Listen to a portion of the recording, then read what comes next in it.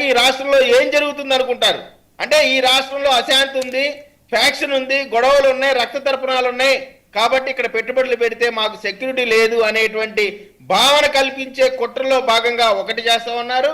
రెండోది, తెలుగుదేశం పార్టీ కార్యకర్తలను, కూటమి నాయకులను బెదిరించే ప్రయత్నం చేస్తున్నారు. మీ ఉడతూపులకి మేకల చంపిది బలిస్తే భయపడే వాళ్ళం అయితే మీ 5 సంవత్సరాల అధికారంలో ఉన్నప్పుడు మీరు చేసిన అణిచివేతకే భయపడలేదు.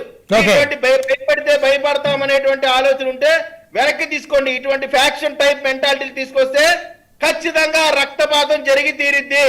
ఇటువంటి రక్తాలు కోయటాలు, ఇటువంటి బెదిరింపు ధోరణులు ఆపుకుంటే అందరికి ఆరోగ్యానికి మంచిది. ఎవరి పిల్లల్ని ఎవరు చంపుదామని మీరు ఈ రకంగా రెచ్చగొడతా ఉన్నారండి సార్. ఇది చాలా ఇంపార్టెంట్ సబ్జెక్టు.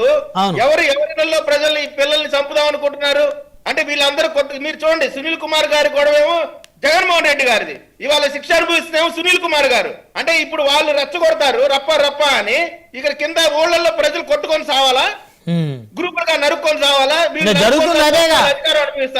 ఇప్పుడు ఊర్లో ఒకే బంధుత్వాలు లేకపోతే నీలదాయదులు అంటారు అలాగా, లేకపోతే స్నేహితులుగా ఉన్న వాళ్ళందరూ ఈ రాజకీయ పార్టీల వల్ల వీళ్ళింట్లో పెళ్లికి వాళ్ళు వెళ్ళరు, వాళ్ళ కార్యక్రమానికి వీళ్ళు వచ్చే పరిస్థితి లేదు. ఊర్లో వర్గాలుగా గ్రూపులుగా తయారైపోయిన పరిస్థితి. రాజకీయ నాయకులు మాత్రం ఒకళ్ళ ఫంక్షన్కి ఒకరు వెళ్తూ ఉంటారు, ఒకళ్ళ వ్యాపారాలు ఒకరు పెట్టుబడులు పెట్టి చేసుకుంటూ ఉంటారు. సార్ ఇప్పుడు వీళ్ళు వైఎస్ఆర్ కాంగ్రెస్ పార్టీ ఇస్తున్నటువంటి నినాదాలు గాని, లేదు వాళ్ళ నాయకులు చేస్తున్నటువంటి విధానాలు గాని వాళ్ళ పార్టీకి మంచిది కాదు, ఆంధ్రప్రదేశ్ ప్రజలకి మంచిది కాదు. గ్రామాల్లో కక్షలని మళ్ళీ రేపెడతా ఉన్నారు.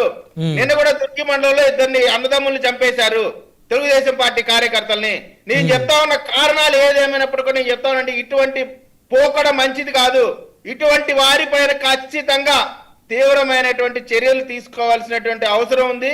కాపులు దళితులు కలిసి రాజ్యాధికారం సాధించాలని ఆయన ఇచ్చినటువంటి ఒక స్టేట్మెంటు, అదేవిధంగా ఈ డిసెంబర్ 26న జరగనున్న రంగానాడు వైజాగ్ తీరాన వంగవీటి మోహన్ రంగా గారి కుమార్తె వారి నాయకత్వంలో జరుగుతున్నట్టుంది. సో ఈ 2 ఎపిసోడ్లకి తెర వెనక వైఎస్ఆర్సీపీ ఉందని నేను భావిస్తున్నాను అన్నారు కృష్ణాంజలి గారు. నా అభిప్రాయం ఇది, నేను అనుకున్నా అదే కదా కృష్ణాంజలి గారు మీరు ఉంది. విజయ్ గారు మీరేమంటారు? అది కృష్ణాంజనేయులు గారు ఏమైనా అనుకోవచ్చు, దాని వెనక జగన్మోహన్ రెడ్డి ఉన్నాడు అనుకోవచ్చు, లేదా తెలుగుదేశం పార్టీ ఉన్నది అనుకోవచ్చు, ఏదైనా అనుకోవచ్చు. వారు దానికి ఉన్నటువంటి ఆలోచన బట్టి వాళ్ళు విశ్లేషకులుగా వారికి ఒక స్వేచ్ఛ ఉంది, వారు అనుకుంటా ఉన్నారు. నేనేమనుకుంటా ఉన్నానంటే రంగా గారు అనేటువంటిది ఒక ఎమోషన్. ఈవెన్ పవన్ కళ్యాణ్ గారు కూడా రంగా గారి అభిమాని. ఆయన మరణానికి సంబంధించి కూడా ఆయన ఎంతో బాధపడినటువంటి పరిస్థితి కూడా గతంలో అనేక సార్లు చెప్పారు. ఈ రోజున కాపులు ఇంత బలంగా నిలబడటానికి పునాది రాయి వేసిన గొప్ప నాయకుడు రంగా గారు అనేటువంటి దాంట్లో ఎవరు కూడా కాదనలేనటువంటి పరిస్థితి. దాని వెనక ఎవరో నడిచే అంత బలహీనమైనటువంటి బిడ్డలు రంగా గారి బిడ్డలు అని అనుకుంటే అది చాలా పొరపాటు. వారు స్వయంగా శక్తిమంతులు. వాళ్ళ నిర్ణయం వాళ్ళు తీసుకునే కెపాసిటీ గల వాళ్ళు. ఒకడెవడో నడిపించాల్సినటువంటి పరిస్థితిలో వాళ్ళు లేరు. Point number 1. ఇక సునీల్ గారిది పూర్తిగా ఒంటరి పోరాటం, సొంత పోరాటం.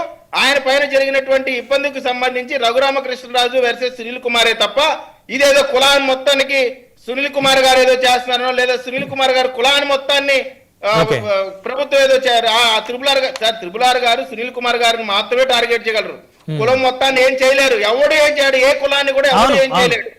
కాబట్టి అది వాళ్ళ వ్యక్తిగత అభిప్రాయం, వ్యక్తిగత గొడవలు మాత్రమే. రంగారి పెట్టెలని ఒకడు ఆడించేటువంటి బలహీనమైన పరిస్థితిలో వాళ్ళు లేరు. వాళ్ళు దమ్మున్న వాళ్ళు. కాపులు మొత్తం కూడా ముక్త కంఠంతో రాధా గారిని, రంగా గారిని వెంట నడిచేటువంటి కాపు సామాజిక వర్గం. దాని ఎవడు ఆడించే ఆట బొమ్మలు కాదని మాత్రం చెప్తున్నాను.